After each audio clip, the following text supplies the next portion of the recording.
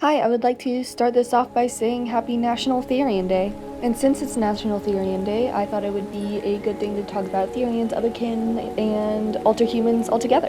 And disclaimer, I am not a Therian, I just love this community so much.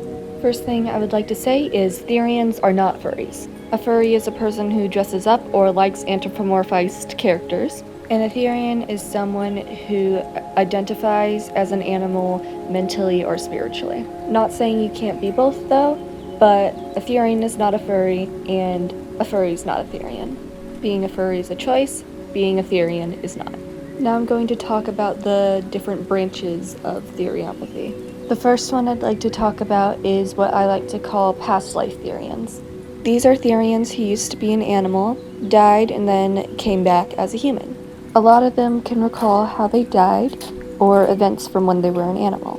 But it is important to know that not all of them can recall what happened, and some just don't want to talk about it because it was too much trauma. Next is dual soul Therians. These are Therians that have one or more animal attached to their soul or part of their soul. They can either be born with these souls or acquire them at a young age. But even if they acquire them, that doesn't make them any less of a Therian. In fact, my friend is one of these, I think, and still experiences shifts and other stuff. I'm going to be explaining some different types of shifts now. First is a phantom shift. It's when a Therian experiences something non-human like tails or ears or fangs.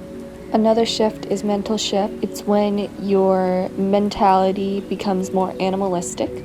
Some people can control when or where or what they're doing in the shift, but some people can't. But most of the time the stereotype comes out when they feel more safe or when something triggers them to come out. It's important to note that not every Therian has shifts, and that is totally valid. Another thing to mention is other-hearted. Other-hearted people feel a very strong connection to an animal.